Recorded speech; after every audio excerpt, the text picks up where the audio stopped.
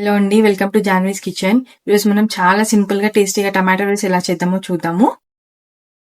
ముందుగా tomato rice కి కావాల్సిన పదార్థాలు: టమాటో, ఒక 2 టమాటోలు తీసుకున్న, ఒక ఆనియన్, పచ్చిమిర్చి, కరివేపాకు, పుదీనా, ధనియాల పొడి, పసుపు, జీలకర్ర, ఉప్పు, కారం, గరం మసాలా, అల్లం పేస్ట్, ఆయిల్, బిర్యానీ ఆకు.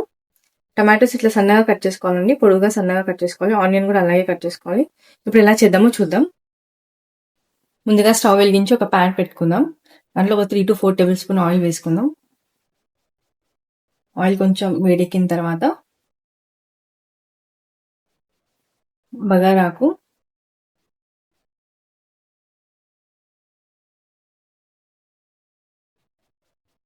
ఒక 1/2 టేబుల్ స్పూన్ జీలకర్ర, జీలకర్ర చిటపట అయిన తర్వాత పచ్చిమిర్చి అండి సన్నగా కట్ చేసుకుని వేసుకోండి. కరివేపాకు,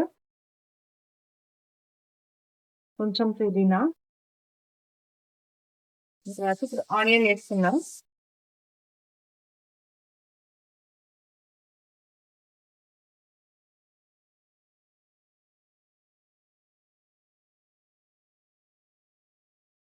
ఆనియన్ కాస్త కుక్ కావడానికి ఒక 1/2 టేబుల్ స్పూన్ సాల్ట్ వేస్తున్నాను.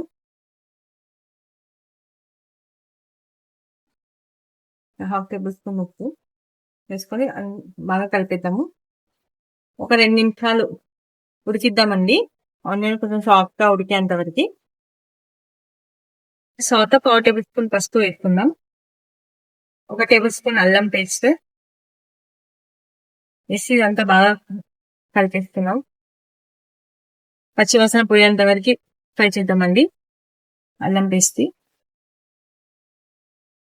ఇప్పుడు మనం ముందుగా కట్ చేసి పెట్టుకున్న టమాటో ఉన్నాయి కదా, వేసేసుకుందాం.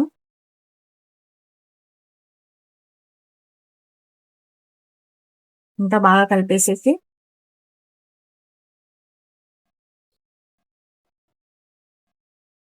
ఒక 1/2 టేబుల్ స్పూన్ గరం మసాలా,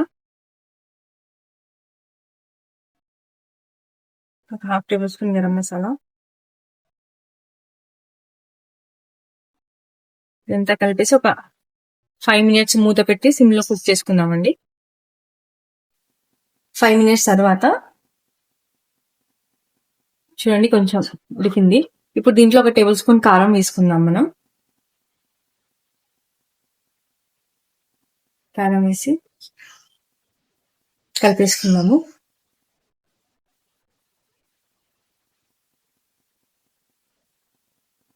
ఇప్పుడు దీంట్లో కొన్ని వాటర్ అండి, ఒక 2 to 3 టేబుల్ స్పూన్ అంతా కొంచెం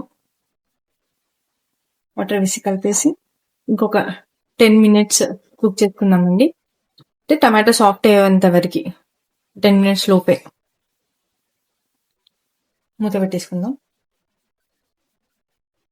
ఒక 10 మినిట్స్ తర్వాత టమాటో సాఫ్ట్ గా కుక్ అయిపోయిందండి. ఇక ఆయిల్ కూడా పైకి తేలుతుంది. ఇప్పుడు దీంట్లో ఒక టేబుల్ స్పూన్ ధనియాల పొడి వేసుకుందాం. వేసుకొని కలిపేసుకుందాం.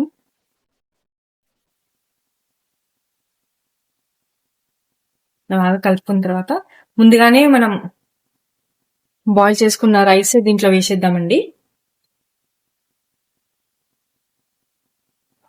వేసేసుకొని మొత్తం బాగా మిక్స్ చేసుకుందాం.